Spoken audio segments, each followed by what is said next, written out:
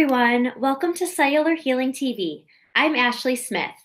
Today we welcome special guest Drew Manning, who is here to chat about the mental and emotional side of transforming your body and mind. He and Dr. Pompa will discuss Drew's self-experiment of intentionally gaining an unhealthy amount of weight as a super fit personal trainer, to then have to lose it so he could truly understand the health and fitness struggles of his clients. He will also share how fasting and the keto diet have been integral in his personal growth throughout that process. Before we jump in, though, I'd like to tell you a bit more about Drew. Drew Manning is the New York Times bestselling author of the book Fit2Fat2Fit and is best known for his self-experiment of the same name. Since then, Drew has become known as a leading expert of the keto diet. Because of his message of living a vulnerable and authentic life, Drew empowered thousands of people to live a healthy lifestyle and completely transform their lives. You guys are going to love to hear Drew's story. Also, to the practitioners out there who cannot make it to our sold-out Live It to Lead It event in Las Vegas, you can still join us by subscribing to our live stream and virtually attend our 3-day workshop that will give you the latest in cutting-edge treatments and strategies to build your practice. Please go to hcfevents.com for live stream access, and you can use the code CHTV to take 10% off the price. That's hcfevents.com with the code CHTV. Hope you can join us. So let's get started and welcome Dr. Pompa and Drew Manning to the show dedicated to self-experimentation and personal growth. This is Cellular Healing TV. Welcome to Cell TV. Dr. Pompa, thank you so much for having me on. It's my pleasure to be here. Yeah, well, actually, we live in the same territory. We've been to several dinners together. And actually, the first time that we met was on a boat, right?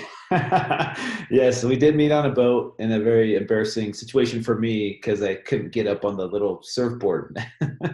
Oh, yeah, the wakeboarding. Actually, we both were beginners at that, so I can't say. I might have got up, but I'm sure, it wasn't like it should have been, put it that way. I remember like heading exactly towards the boat. It's kind of I'm a water skier, and that's probably the only reason I was able to get up. There was some transition from water skiing, but other than that, it was new to me as well. Yeah, but that was really fun. I'm glad we connected because I had heard about you, and Utah is amazing. It surprised me how many people that are in this space are here in Utah. Yeah, I remember we were at a dinner once too, and it was like, oh my gosh, we knew everyone. I think Garrett was there. Of course, Warren was there, maybe Jeff Hayes. We had a whole group, we all just kind of know each other. This is like a massive growing, health mecca here. So, well, I remember when on the boat, I was like, we met each other for the first time, and I'm sure we both have heard of each other. And then, but I really didn't know your story, right? I mean, it's like, you kind of hear, but we have so many people, that we hear about.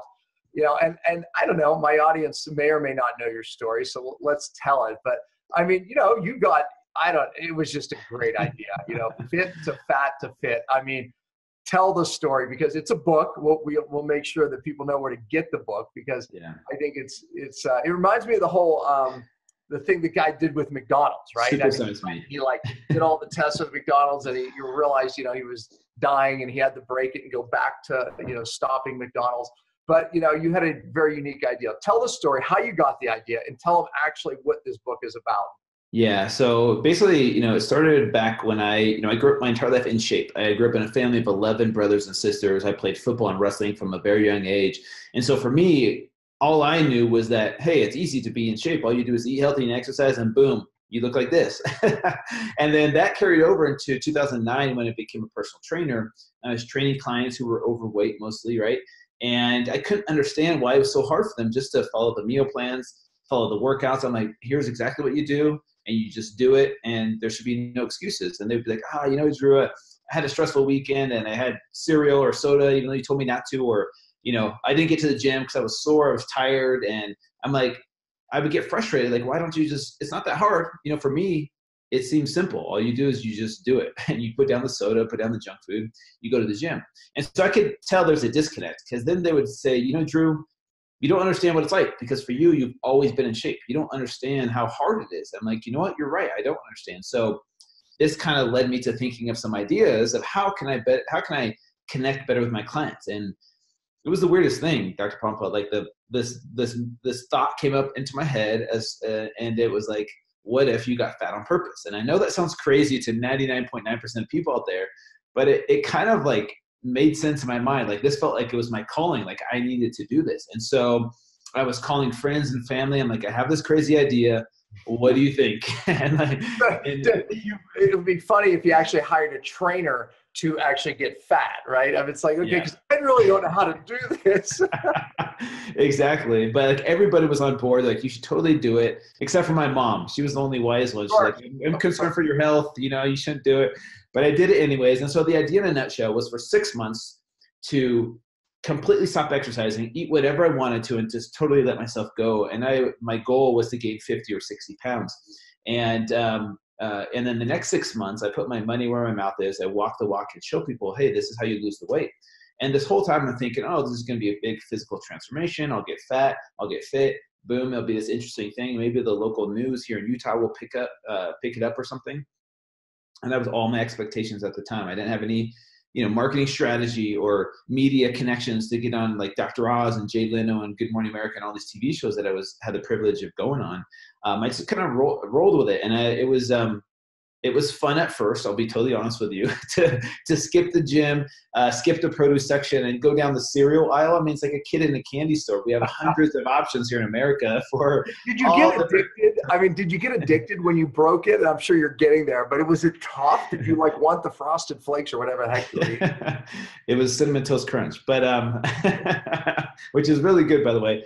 Addicted. I won't say I got addicted, but one of the biggest lessons I learned was how powerful the emotional connection to food really is. Whereas before, I didn't understand that. I'm like, you just willpower your way through it and you just put the food down. Once I did this, even though it was only for 6 months, I remember letting go of that food. My body was going through these withdrawal symptoms as if I was addicted to a drug. And it was really powerful for me to experience that, because then I remember my clients telling me, Drew, I'm trying to follow meal plans, but it's hard because I can't give this up or that up. And I finally understood how powerful that emotional connection to food can be. And I do believe some people really do get addicted, because if you eat that food every single day of your life from 0 years old to 30 or 40 years old, it's hard to change that. And so for me, I could empathize more and have that respect and understand more of what people are going through when they struggle giving up these types of foods. Yeah, I mean, honestly, I have to ask, it's like, so what was the transition? How long did it take you to start feeling like crap? Yeah, that's a great question. Tell me some of the symptoms. Did aches and pains? What were you sleeping like hormonally? I would say it took about a month for me to notice like a big difference. And I think one of the first things I noticed was walking up the stairs being out of breath, like really out of breath. My cardio was the first thing to go. Yeah, I was gaining some fat around the midsection, but not too much. It wasn't noticeable. People are like, oh, you look normal. But for me, I noticed it. And then I started snoring about a month in, which affected my sleep, which affected my energy levels throughout the day, which affected my mood, which affected my personality. And so that was one of the second things that I noticed. And then I wouldn't say I had aches and pains. I would say I would get really tired really quick. So I would have like a huge bowl of Cinnamon Toast Crunch and a glass of juice. Because I remember as a kid in the 80s, there were TV commercials saying, hey, this is a complete American breakfast. And it was cereal, toast, and juice. And I remember that ingrained in my head as a kid, these TV commercials. And so those are the types of foods that I ate, and then so I'd eat that for breakfast, and like an hour later, I would just be exhausted and I'd be starving, like absolutely like famished. Like I needed something like fast. Otherwise felt like I was going to die. And so every 1 to 2 hours, I was like starving, eating more and more of these processed carbohydrates and refined sugars. They did, like I said, they did taste good. They did, and they make you feel good for a moment. But then month 1, month 2, month 3, it became a lot harder, where I just felt miserable all the time, lethargic all the time, and just like wanting to take naps throughout the day. Chafing became an issue for me. I had no idea that would happen. That was super uncomfortable. But the biggest thing, Dr. Pompa, these are all physical things that happened to me. The biggest surprise was how it affected me mentally and emotionally. Because if you think about it, I grew up my entire life in shape, and that was what my identity was based on, was what my body looked like. Once I lost my 6-pack, I freaked out. I wanted to go up to complete strangers and tell them, hey, I'm not really overweight, you guys. Here's my before picture. Just go to this website. This is just an experiment. And I had no idea how much this would affect me mentally and emotionally, and, you know, my self-esteem, my confidence. I remember I was married at the time, and I would step out of the shower and I covered up in front of my wife because I was so embarrassed. I didn't want her to see me naked. I didn't want to see myself naked. So it really affected me more so mentally, emotionally than physically. Yeah. And I want to go there because, you know, people look at you and think, you know, you're not a real, you know, spiritual, emotional thing about health, you know, just physical, but you really are. But I have to ask this, you know, you've seen the people put the fat suit on, right? And they walk through public and they say that the looks are different, meaning that they notice how people approach them is different. Did you notice that? Or maybe with you, well, I mean, I saw pictures before and after. I mean, it was, I mean, somewhere around the 4 or 5 month mark, you definitely were noticeably physically not the same guy. How did that affect you? And did you notice any difference from how they approached you? That's a great question. So yeah, I mean, I gained 75 pounds. You can't hide that no matter who you are. So it was very noticeable. And here's the thing that I learned about our society is they're a lot more judgmental towards, I think, women that are overweight, because no one said anything rude to me or mean to me that hurt my feelings. I will say this though, I did feel judged more, which could have been in my head. But I remember one time specifically, I was at a grocery store and my shopping cart was full of soda and granola bars and chips and cookies, and I was checking out, and there were these 3 women behind me, and I could just kind of tell that they were kind of looking at my belly, looking at the food that I was putting on the conveyor belt, and back and forth. No, look, this is what I really look like. I'm like, hey, ladies, you know, I usually eat spinach and kale, but it was really hard for me to go through that. But I could feel the judgment, but that could have just been in my head. So no one said anything mean or rude to me. But I do think that women are judged more harshly in public.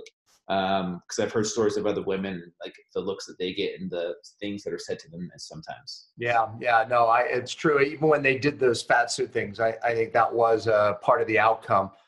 Women definitely were judged differently.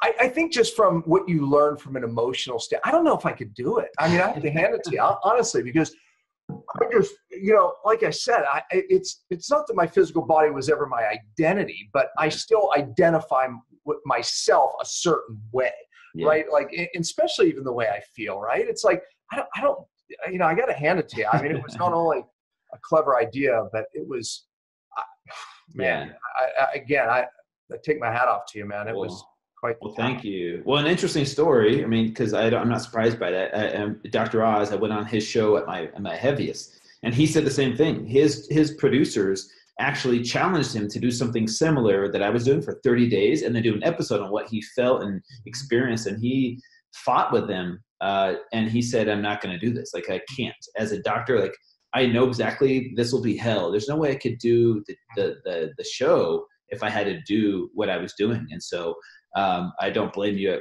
at all. Like, it was way harder than I thought it would be.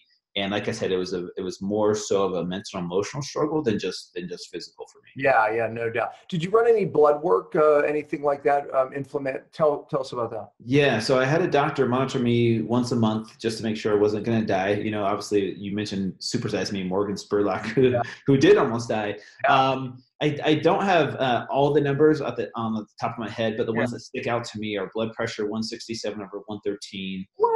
In that sort of time? That's incredible. I did develop a fatty liver. He did a sonogram on my liver, and I had developed a fatty liver. And that's the thing. He said I had non-alcoholic fatty liver disease, which, you know, I wasn't drinking alcohol at the time. It was just soda. Yeah, just the amount of soda that I was drinking, like, the damage that it does to our bodies, we don't realize it. Because here's the thing, I tell people this all the time. It's not like you drink a Mountain Dew and your liver, your kidney instantly hurts, right? It builds up over time. And, you know, I was heading towards cirrhosis, Dr. Oz was saying, and, you know, all my numbers were in the red. You know, my HDL, LDL, fasting glucose, triglycerides were all in the red. I just don't know the exact numbers off the top. Yeah. But yeah, I did have a doctor monitor me throughout. Luckily. Yeah. Wow. All right. So let's talk a little bit about when you broke it, and then we'll go. I want to go into some of the emotional, spiritual stuff, like about what you do, because I think it came out of this whole thing. But Talk about breaking it. So the transition, when did you feel good? How hard was it? Yeah, that's a great question. This was something, like I said, that I learned really a powerful lesson was that transition. So I went cold turkey, my last meal, then the next day, boom, went from about 5,000 calories a day of processed, foods, like I said, like sugary cereals, sodas, granola bars, chips, cookies, crackers, like Hot Pockets, macaroni and cheese, to the next day eating 2,000 calories of real whole food. And I kind of spread it out over 5 meals.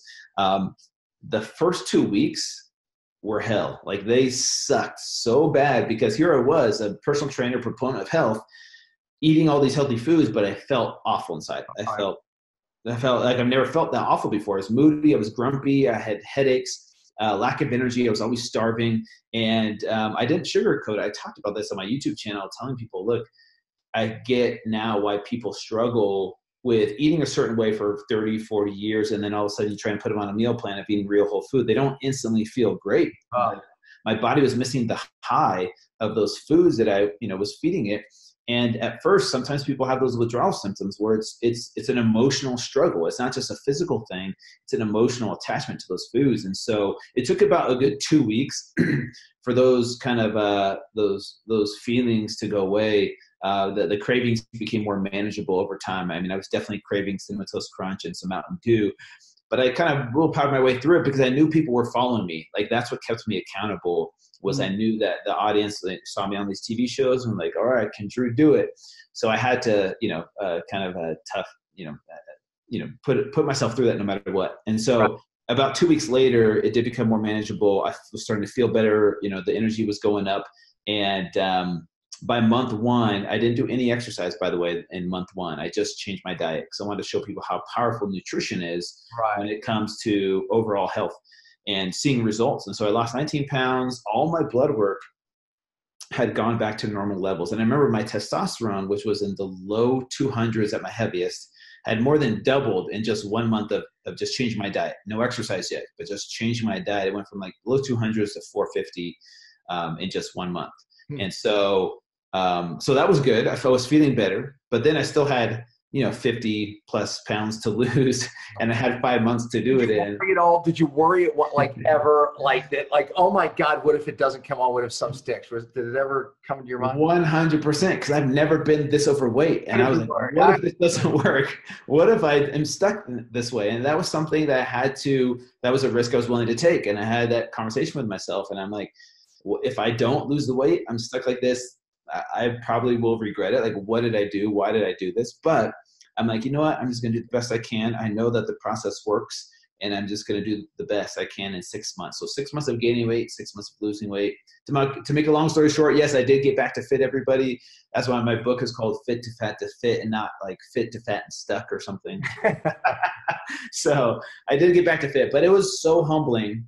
It was way harder than I thought it would be because, my whole life I've always been in shape. When you've always been in shape, it's kind of easy to maintain that. I wouldn't say easy, but you know what I mean. But to lose all your strength and endurance and stamina and start from the bottom again was really humbling. I think every personal trainer and coach should experience that to some extent or not, as far as kind of knowing what it's like to start from the bottom, because it helps you relate to those that struggle with making that transition. Well, Drew, my audience is, different than yours in that, I have a bunch of health seekers, right? It's like, I would never be able to relate to them if I didn't get to it. Now, unlike you, I didn't go, okay, I'm going to ingest some mercury for 6 months. Yeah. I didn't do that. So I guess I could say I was blessed enough to get sick. I was blessed enough to be healed. But the bottom line is I hear it from a different perspective is, I could never, I would never know what I know today. I could never relate to the people, my clients I take on if I didn't go through it, honestly. Yeah. What it's like not to sleep, what it's like, I got skinny fat. I lost muscle and gained fat, eating the right diet, is so frustrating. Yeah. Anyway, so how long did it take you to where you were like, okay, I'm back? Yeah. It was about 6 months. That's what I set a date. That's amazing. 6 months. I set a date and said, okay, here's my ending date. And then, I did get back to my original weight, which was 193 pounds. And yeah, on the outside, I looked the same, but on the inside, I was a changed man. The way my perspective of how I viewed transformation was totally different, because the way I viewed it before, and everyone asked me this, like, how did it change you? I used to focus so much on the physical. When someone was struggling with weight loss or transformation, I'd be like, all right, let's change up your macros, change up your calories, let's work out harder, up the intensity. All that's cool, but and yet it's an important piece of the puzzle, but it's not the biggest piece. I think people are missing the mental and emotional part. And so for me, I try and help out on the mental and emotional side first. The physical stuff, that we'll figure that out over time, finding some tweaks, but it's the mental and emotional piece, especially that emotional attachment to food. How do we get people off of that? And I think that's where the true transformation happens. I could give someone the best meal plans and the best workouts and, the best science for them, but like I think that's not what people struggle with the most. It's not a lack of knowledge. It's how to make it a lifestyle change and not just, okay, I'm going to do this diet for 30 days, Yeah. Yeah, no, exactly. And that's what transformed you. Like I said, I would say most people like yourself it's all about the physical, because that's where their interest is. You said it definitely opened you up to the emotional and the spiritual side of things. So what does that look like today now? And what do you do? I mean, do you still have clients, and how did it transform the way you approach somebody? Yeah, so that's a great question. So like I said, I focus a lot more on the mental and emotional side. So yes, I do give people meal plans and workouts, which I said is a piece of the puzzle. But with that, give them tools on the mental and emotional side, because I think accountability is one of the most important things when it comes to transforming your life, changing your lifestyle, whether it's physical goals or financial goals or spiritual goals. Having some type of accountability is essential no matter who you are, and a support system to provide a safe space to share your struggles, your failures, your successes, where people can build you up and you can actually pay it forward by helping other people during their journey and their transformation. So what I do is I have the way my business works. I don't really train clients one-on-one anymore, but I have digital content that I sell. And then from there, we put people in a private Facebook group, for example, where people can post their meals, their weigh-ins, their successes. Like we have little competitions, and we have people who pay it forward and we'll help help answer each other's questions. And it's a safe space for people. And I think that's essential. So all of my programs include that, so that people have help on the mental and emotional side, because it's not just as simple, like I said, as far as like, here's the meal plans, you do it and your life is transformed. Because if that was the case, we would all be skinny and fit by now. Yeah, there's no doubt. And go ahead and give your website and where to get the book. I'm sure people want to get the book. Yeah, so it's super simple. My brand, my podcast, my book, my website, my social media handles, it's all Fit, Fat, Fit. So Fit2Fat2Fit is my brand. Now there is a TV show called Fit2Fat2Fit, and that's, I created that with the help of a production team, and it was on A&E, and that's a different brand, but that's still my story. But if Fit #2, Fat #2Fit. Got it. Yeah. Oh, I didn't know about the A&E show. Can you watch it? Yeah, so it's online. So basically, instead of me doing this over and over again, I can only do it once. What we did is we took the concept of Fit2Fat2Fit and we brought other trainers through this from across the country. So for 4 months, they have to do what I did. I coached them through that process. Like you mentioned, you should have someone coach you through that process of getting fat, right? So I coached them through that process, and for 4 months, they have to gain weight. And the next 4 months, they have to lose the weight with their client. So now as a fat trainer, they have to go through what their clients are going through, and together as a team, they lose the weight. And it's so powerful because you see the trainers come out of it more empathetic, more respect, and a better understanding. And that's what my brand really is about. It's not just about physical transformations. It's about bringing empathy to the health and fitness industry. Because I see this divide sometimes between people who are overweight and people who are really skinny and fit. And sometimes there's a lot of judgment and misunderstanding on both sides, and people think, oh, this is all you do, and it's simple, and you're just being lazy, and people over here are like, you don't understand. I feel like if we can bring empathy to the health and fitness industry, it can really change people's lives, because I think people don't really care what you know or how much you know until they know how much you care. And I think that's a powerful component that I'm trying to bring to the health and fitness industry, which is mostly just about, hey, you're only cool or you only have value if you have a six-pack or you're skinny. Wow, it's like both of our stories. That's what I got out of it too. Meaning that it was the empathy that I have for somebody. that's sick Yeah. that I could never, you can't study it. You can't You can't. learn.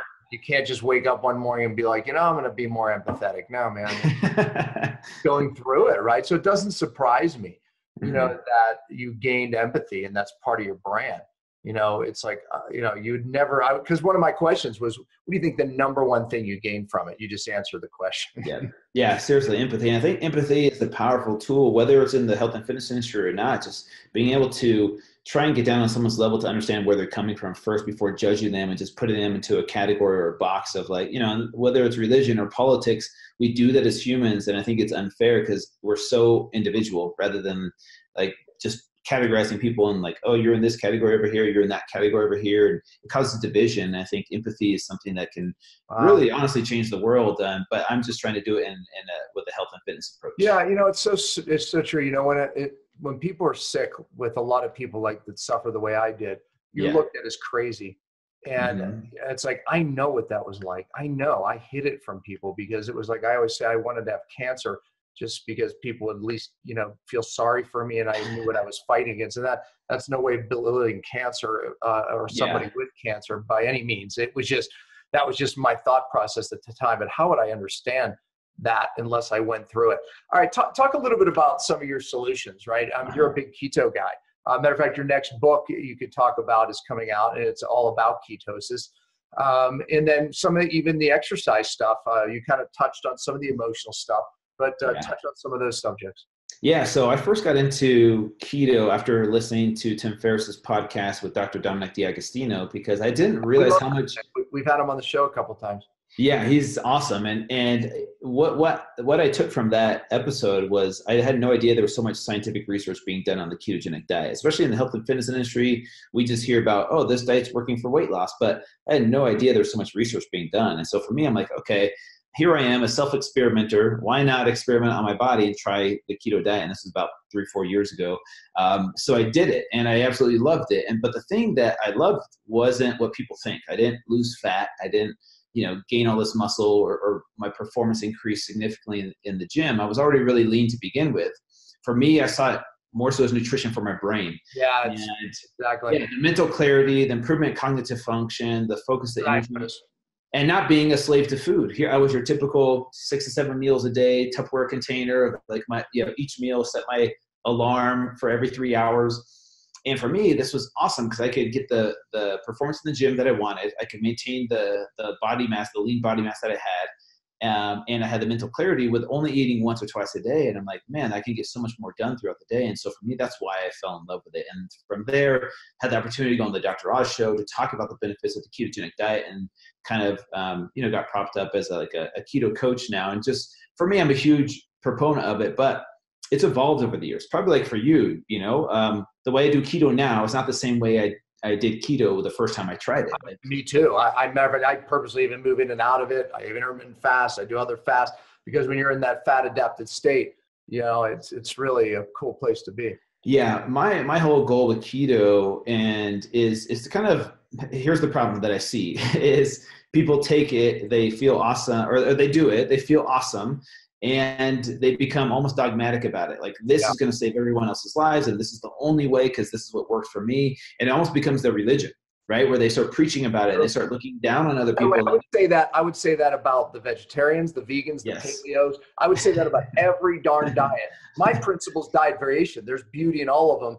Moving in and out is actually where the magic is. But anyways, that's my philosophy. Go ahead. And I agree with that 100%. And so, it's hard because people get so attached to it, and they think what works for them today will work for them 5 to 10 years from now. And they develop an unhealthy relationship with food, where they look at certain food as a sin or feel guilty or ashamed if they eat a carbohydrate. So true. Yeah, so that's kind of where I've evolved to with the ketogenic diet is helping people have a healthier relationship with what it is and when to use it and how to use it, rather than like, hey, this is the end all be all, you guys, and this is the last diet you need to do. I think, if you look at, just from an ancestral point of view, there was moments of feast and famine. And so there was probably periods of time where we were in and out of ketosis. I'm smiling because that's my principle. My diet variation, and it's in parentheses, feast, famine, cycling. And we do that, we do that with our clients, my doctors. We literally get it to shut off autoimmune every ancient culture was forced in and out of these states and different diets. And the feast famine cycle, actually, there's where the magic is. I call it, it basically drives hormone optimization. So Drew, you said it. I have 2 books coming out on the principle. I love it, man. See, that's and I'll probably take that book and spread the message to help people understand exactly how it works, because obviously you have the knowledge of how to do that, and so I'm excited for that. When's the keto book come out? So it's called Complete Keto. It'll come out in February of 2019. And basically what I did is take all the things I've learned from Fit2Fat2Fit on the mental, emotional, spiritual side, and plug that into a ketogenic approach, a 30-day ketogenic approach to really complete transformation, not just a physical transformation, but adding in those mental, emotional, spiritual components, the things that I've learned over the years through personal development and self-help books and interviewing other authors that have really transformed my life and helped me see health and fitness from a different perspective. Because I think my issue, even though I'm in the health and fitness industry, is that our perception is like, hey, I need to look like the Instagram models. I need to be skinny to be healthy, when in reality, your version of healthy looks different on your body than my version of healthy. And so that's kind of what Complete Keto does, obviously with a ketogenic approach, but also with steps to, how to have a healthy balance with carbohydrates afterwards, when to use them, how to use them, so that it's not just keto for the rest of your life and that's it, right? I love it. It goes really well with what I do and what I teach, Drew. So we have to get together on some on promotion on that, because one of my books will be coming out around the same time. A guy looks like you. People are going to ask the question, okay, so what do I do with exercise? And I believe in exercise variation too. But what about exercise would you say is really different about your approach? Yeah, that's a great question. And so this is very similar to how my nutrition has evolved over the years, where before, coming from a football wrestling background, I was so focused on exercise as punishment, right? You exercise, you punish your body, you're sore for days afterwards, and you're like, yeah, high five, man, we killed that workout. And that was my mentality for years and years, until now that I'm 37 years old. I'm getting older now. And I used to do, so here's a little bit about my background, my story. I used to do CrossFit, for literally 5 to 6 days a week for about 2 years straight. And I got so burnt out on it. My testosterone dropped significantly. I was experiencing... I'm not a believer in it as well. Yeah, I was experiencing adrenal fatigue, symptoms of that. And I knew something had to change. I looked great on the outside. That's the problem, is people are like, oh, Drew, you look great. What's wrong? Like, you shouldn't be complaining about anything. And I knew something was going on. And so I started to shift my approach to exercise, as far as instead of a place of punishment, it's a place of self-love. And so how do we exercise coming from a place of self-love? And I think it comes from asking your body what you want to do that's functional, that's not a punishment. It doesn't have to be 3 sets of 10 of bench press or 3 sets of 10 of squats or deadlifts. I think for me, it's adding in exercise variation, kind of like what you mentioned, and just being open to new things. So for me now, my exercise does not look like what you would think it does. People are like, oh yeah, Drew probably works out 5-6 days a week, 2 hours at a time. That's how you get jacked. That's how you get ripped. But in reality, that's not true. Like, I will exercise maybe hardcore, high intensity interval training 2 days a week. I'll go hiking 2 days a week. And then, I'll add in, maybe every once in a while yoga or just a walk. For me, I used to, I think, exercise had to be this hardcore thing, but for me, just walking for an hour, yes, there's a little bit of physical benefits. Does it give me a 6-pack? Probably not. But the mental and emotional benefits and spiritual benefits I get from just walking and opening up my mind far surpasses, doing a CrossFit workout, in my opinion. Man, I'll tell you, my week looks the same. Honestly, I do such different things, different days. I really mix it up. Even just like I said, even for me emotionally, it just makes a big difference. It's like, if I had to wake up every day and know I had to slave in the gym, and if people look like, would look at us and say, oh yeah, you slave in the gym. Absolutely not. I hear people tell my wife the same thing. It's like, no, not really. It's putting it all together, man. Honestly, if I had to say one thing, we do vary our exercise, which gives you a hormone optimization, just like the diet. But it's with the diet, with everything that we do. Our spiritual beliefs, and we start our day in prayer. I will put it all together. Yeah. That's the package. Honestly, you Yeah. nailed it, man. You nailed it. Yeah, no, I can't wait to read your book. Thank you know, you. you really have a really balanced approach, man. And people would look at you and they would think that you don't have a balanced approach, because most people that look like you don't have a balanced approach, and their life's not balanced. So Drew, I definitely, congratulate you on that. Well, thank you, Dr. Pompa. We'll have to grab dinner or go wakeboarding sometime soon. Yeah, absolutely. Well, if there's one piece of advice that you would, give our listeners and our viewers, what would it be for success? I mean, there's different struggles out there, right? I mean, but one piece of advice for success. Well, I nailed you on that. That's a hard one. Here's a quote that sticks in my mind when I hear the word success, and that's from Tony Robbins. And that's: success without fulfillment is the ultimate failure. So you could have all the success in the world, but if you're not fulfilled, then what does that matter, right? You could have the perfect body, the perfect health, you get the perfect house, the right amount of money. If you can't find fulfillment in this life, then in my opinion, none of that success is really success, right? So for me, find what brings you fulfillment, and then let that be your focus, and then let the success kind of be a byproduct of following that dream of yours that brings that fulfillment, rather than focusing on success and like hoping that you're fulfilled, after you make a lot of money, or after you have this job, or after you get the body that you want. So learn to love yourself now, versus like, one day when I get this, then I'll learn to love myself. Dude, that was a great answer, because it's so true. I heard an interview of a guy, and his whole thing was, it was a money thing, right? That he thought that was going to be it. And then it was this level, right? It was his first million, and then I'll be a success. Then it was like, that did nothing. It must be 10 million. Then it must be, I must be a multimillionaire. Then that would be 100. And it's like, then there he was realizing that his life was absolutely empty. And then he realized that his relationships, his health, all of these other things literally completely fell apart, and it's such a balance, man. But you know what? You're right. If you can love yourself where you're at, imagine, because your identity is not in any of that stuff, is it? Yeah, it's true. Yeah. Well, I love it, man. Well said. Well, listen, we'll put all your stuff that you mentioned in the show notes, folks. So, because great resources, Drew. I mean, thank you. Really good stuff. So thank you for what you're doing to humanity. Thanks for being on Cell TV. It was great show. Appreciate it. Well, that's it for this week. We hope you enjoyed today's episode. And practitioners, just a reminder that it's not too late to join us in Vegas from November 2nd to the 4th, and you don't even have to travel. We are offering tickets to the live stream of our Live It to Lead It event. You can go to hcfevents.com for more information, and you can use the promo code CHTV to take 10% off. We would love to have you join us. We'll be back next week and every Friday at 10 a.m. Eastern. We truly appreciate your support. You can always find us at podcast.drpompa.com, and please remember to spread the love by liking, subscribing, giving an iTunes review, and sharing the show with anyone you think may benefit from the information heard here. And as always, thanks for listening.